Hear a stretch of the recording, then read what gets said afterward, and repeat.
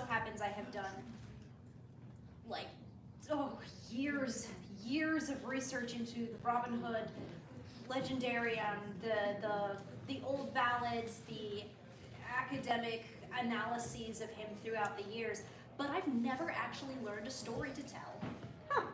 And I thought this would be the perfect opportunity. And since you said the theme was spicy, well, there was this one time that, well, maybe I should just tell you the story. I don't want to give it away. Okay, we'll come back when you're ready. All right. Is there another question, or should I just jump? Now go for it. All right, great. Hearken, good yeoman, comely, courteous, and good. Never was there a man who bore bow better than Robin Hood. For Robin Hood was a good yeoman like the rest of us, not tainted with aristocracy, although he did love our lady best, and in her name worshipped all women, as you can see.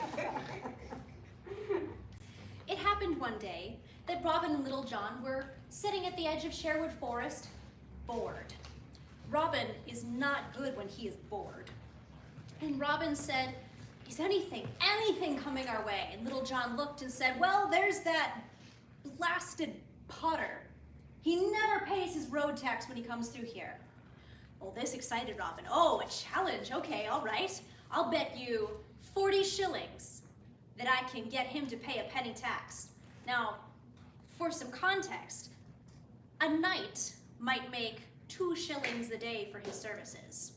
So 40 shillings for a penny tax, Robin's a little cocky. So he goes out and he stops the Potter and says, "All right, you've dodged your taxes forevermore, but here and now, you pay this penny road tax." And the Potter looked down at him from his cart and said, "Who the bloody hell are you to be making me pay a road tax? On the King's Road, I am Robin Hood, and everyone who comes through my forest must pay a tax." Well, the Potter was not having this. And he jumped down, he grabbed his staff and said, "All right, fight me for it." And this is exactly what Robin wanted. Oh, yes, this is a challenge. And he grabbed his sword and he grabbed his shield, because at close range, a bow does nothing. Well, no, a bow does a lot, but only once. And they went at it. And this Potter, he knew something of the quarterstaff, a lot more than Robin thought a Potter oughter. And soon enough, Robin's shield was out of his hand, and his sword was out of his hand, because a bowman, yes, a swordsman, no. And he was dealt a great blow to the neck, and down he went. And was this the end for our great hero? Well, no, because that would be a very short story. Little John leapt into the fray. "Please forgive him, he's really hot-tempered. It's all the red hair you see." The Potter said, "Are you really Robin Hood?"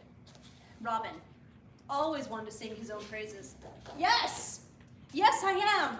You beat me really well. Will you be my friend?" And this tells us a little thing about what Robin likes being done to him.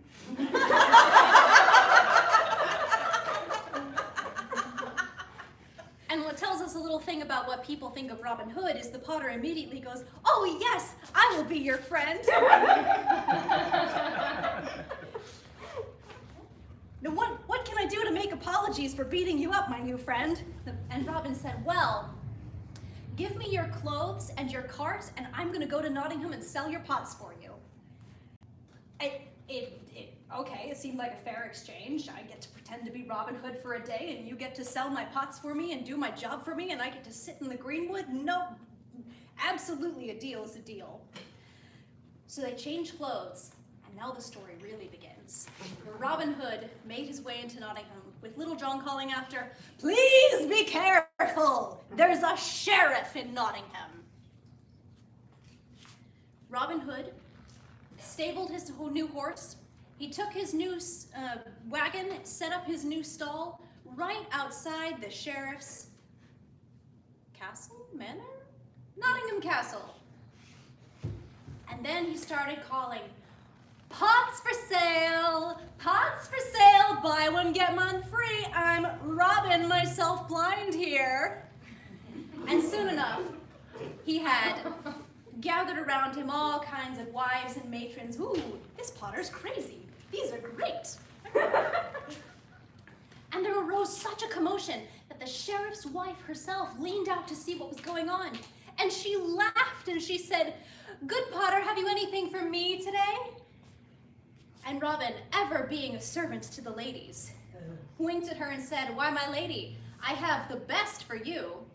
So she invited him up to her chambers. And Robin, being a good little salesperson, brought his 5 best pots. She took one look at them and she said, "Oh, sir, I'd like to see more of you, for I love your wares." Well, that was not in Robin's plan, but never is he going to deny a lady her agency. She said to him, "And if I like more, you shall dine with me and the sheriff tonight." "Oh, well, my lady, your bidding be done." And so an hour later, they go down for dinner. And in comes the Sheriff of Nottingham from a long day of dispensing injustice. His wife, grabbing her pots, says, "Oh, my lord, this potter has gifted us these wonderful pots." "Wait, gift? Gift! These wonderful pots, and I told him he's to dine with us." And the sheriff was tired. And the sheriff didn't want to deal with his wife in a mood. And she's a law unto herself at this point. He doesn't question what she does anymore, and he says, "Okay, all right, sure, all right, I'm hungry, let's eat." So they sat down to a rich feast. It was some fancy meal Robin had never heard of that fancy people eat. And as they were eating, he hears the men-at-arms talking about an archery competition they're going to have after dinner. 40 shillings to the winner. And, well, that perked up Robin's ear because he did somewhat owe Little John 40 shillings. How convenient. It was so convenient.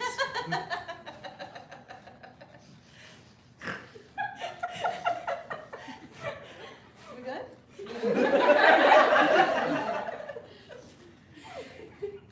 So after dinner, Robin invited himself along to this competition. And now the men-at-arms see a potter, and what business does a potter have shooting a bow? All right, we'll win 40 shillings off this guy. Surely he doesn't owe anybody else 40 shillings. And he shot, all right, for a potter.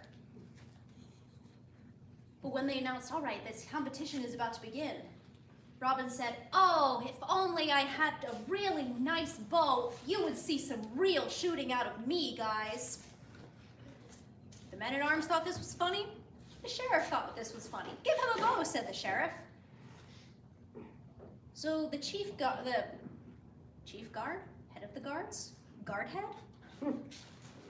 The guy in charge handed him his own bow, and Robin took it, muttering under his breath, "This bow is shit. No wonder we always win."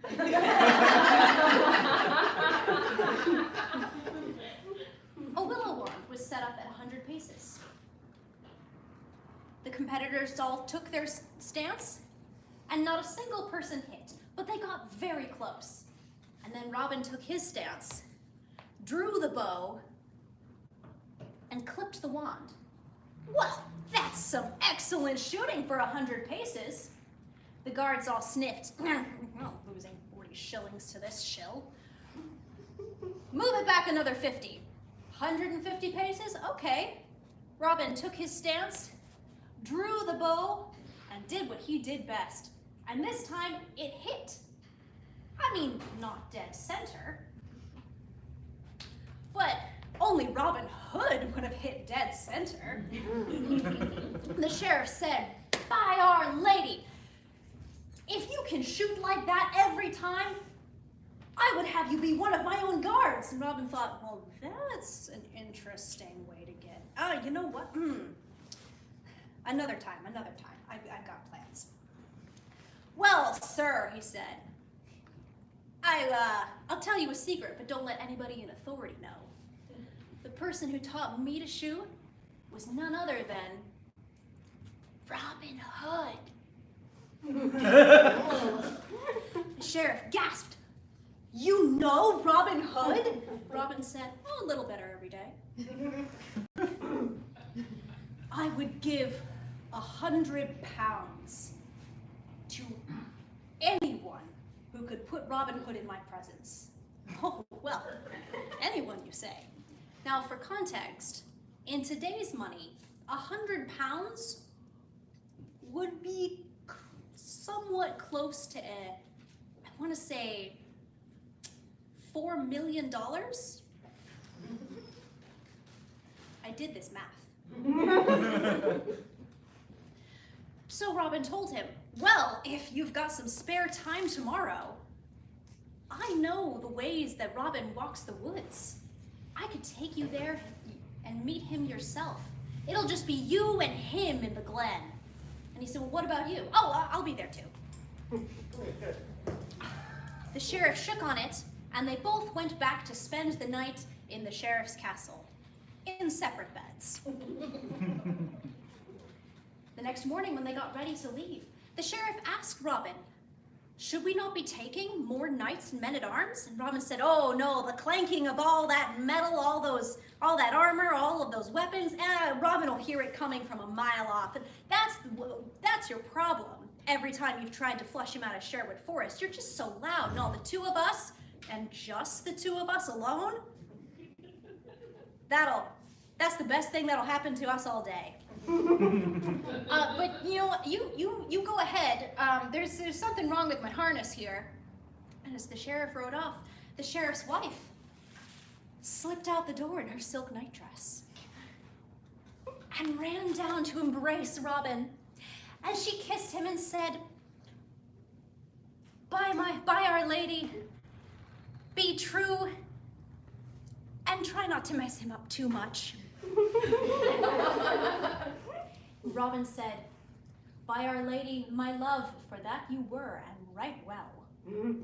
I give you this ring, and I promise you, if he cooperates, everything will go just fine. He'll come back in one piece." She said, and bid him adieu. So Robin went to join the sheriff, and as they walked through rode through Sherwood Forest. Oh, it was beautiful, a gold and sunny morning. The birds were singing, the air was crisp, the smell of the trees and the forest was, and the sheriff said, "It is beautiful out here." And Robin said, "Yes, it is so easy to appreciate the beauty of Sherwood Forest when you have a warm place to stay in the winter." Soon enough, they came to the clearing where Robin promised that the sheriff would meet Robin Hood, and he drew out his silver horn and played upon it 3 blasts. Tra-la, tra-la, tra-la! And all hosts of Robin's men descended upon them, and the sheriff said, "What is this treachery?" Robin said, "Well, I promised you'd meet Robin Hood today." Now, you promised me 100 pounds for that. Well, Sheriff, he sputtered, he wasn't going to give 100 pounds to this ruffian for... Well, Sheriff, we came to a deal. You and I are men of our word, are we not? And let's put it this way, 100 pounds is what's going to get you home to Nottingham. Plus your horse, plus your sword. And you know what? Let's have the clothes off your back as well. I mean, that's some pretty fine linen, and is that a fur trim? You came into this forest with nothing but privilege, and you will leave this forest privileged to have nothing. Robin took the 100 pounds. He took the sheriff's clothes. He took the sheriff's shoes. He took his horse. He took even the smalls off his... Well, I don't think he was going to do anything with those. It's just for the principle of the thing. And said, when you get back, kiss your wife for me. Were it not for her, you'd have much more sorrows to sing of today. But I, Robin Hood, am a man of my word. sheriff was escorted out of the forest and then kicked out for all to see, this naked man wandering back to Nottingham. Luckily, somebody had some laundry being done that day, so he was able to grab a peasant woman's dress and sneak back into Nottingham. And when his wife saw him, oh, how she laughed and laughed and laughed. He said, "How can you laugh at me? I have suffered a great humiliation." And she said, "Well, you are at least back in one piece. And, you paid a pretty good price for what Robin gave me." The pots, of course.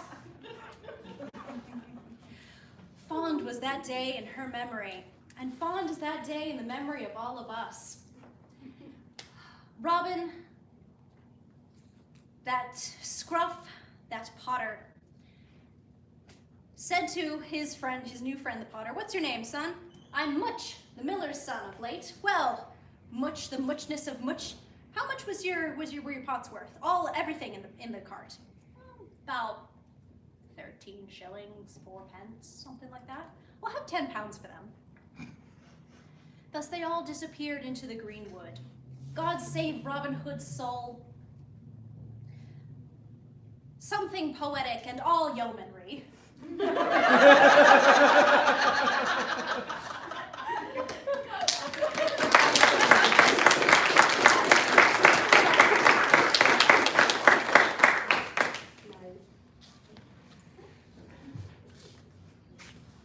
So you asked how this is a spicy piece. Yeah. I feel like now I can explain without spoiling the plot. I felt this would be a good spicy piece because of all the stories from the 13th century, and there are many very good stories from between 12th, 13th century. Oftentimes you find when a woman is given agency over her own sexuality in the stories, it's kind of demonized. But in the story of Robin Hood, it's something that Robin is only too happy to cater to. And it's something that Robin is happy to respect. He's not going to respect the sheriff, but the sheriff's wife. Whatever she wants, baby. And not only that, I felt it was spicy for the implications of Robin's side ventures with how all of his friends seem to be able to beat him up. And the fact that there's some hot and heavy adultery going on.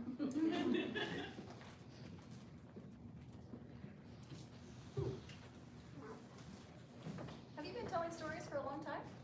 No. I actually only started telling stories in the SCA in 2019 at a small event called Red Tower in Meridies, and then there was a pandemic. And I have not had an opportunity to tell a story at an SCA event until this year. So, not really, no. What was the most difficult part of this, the preparation performance? What was the most difficult part for you? Finding time to read the story. That was the hardest part. But I hear a story, I read a story, and it's mine. So I might need to hear it or read it a couple extra times if I want specific details to be memorized, but otherwise. You want to know more about historic Robin Hood, where do we start? Historic Robin Hood. Thank you for specifying, because if you just said Robin Hood, I'd have said, well, Disney made a great cartoon. No, but if you want, Howard Pyle wrote, compiled, I guess, a book of stories of Robin Hood called The Merry Adventures of Robin Hood. And though they are not in the original ballad format, they are taken directly from the original ballads. The one I used, I actually have a copy of here today, was called, it's on the, Who's that one? hey! Howard Pyle's book. The Little Book of Robin Hood is where I got this story from. I'm going to sit this down because I don't actually need to use it as a prop. And this is just if you're wanting the stories. If you're wanting like some academic analyses, can I recommend JSTOR? Yes. But those would be where I first got an interest in. Well, no, my first interest was Errol Flynn in.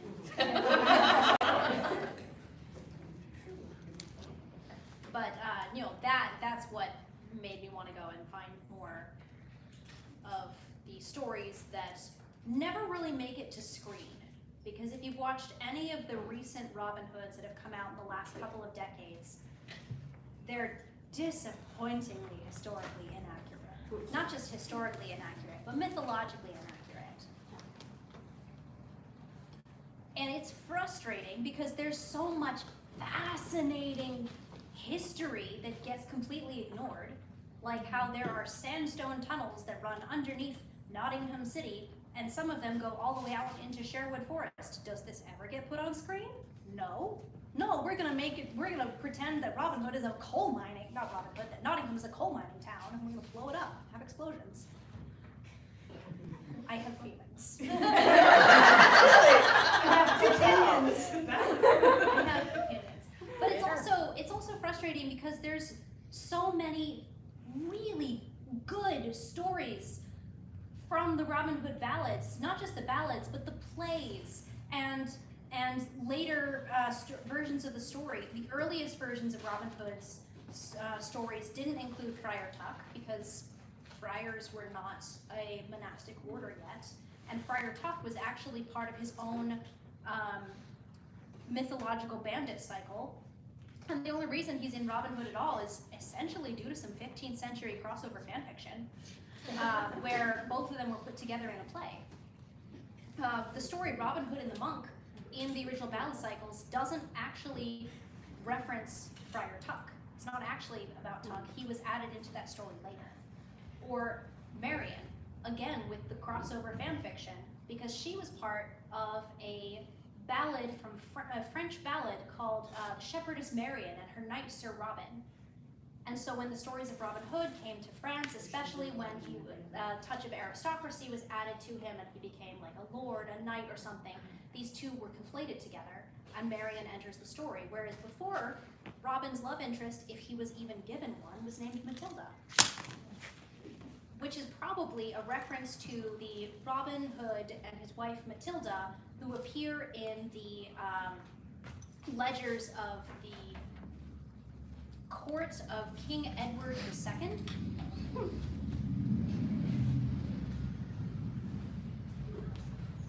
Ponder. Really info. Ponder. That just makes my nerd brain so happy. I have so much more. So, how would this be performed, or would it be performed in the time that it was Originally written? written? Yeah. Well, because we don't have the complete ballad itself, we don't have any of the music that would have gone along with either this specific ballad or if there was one tune that all of the ballads were set to, we don't really have that. We can only kind of guess. And what the editor of A Little Book of Robin Hood does with all of the stories there is he starts each one with, I guess, a verse from the ballad itself, the rhyming verse that I started with, and then he ends it with how the ballads would have ended. Something, save, God save Robin Hood's soul and all good yeomanry.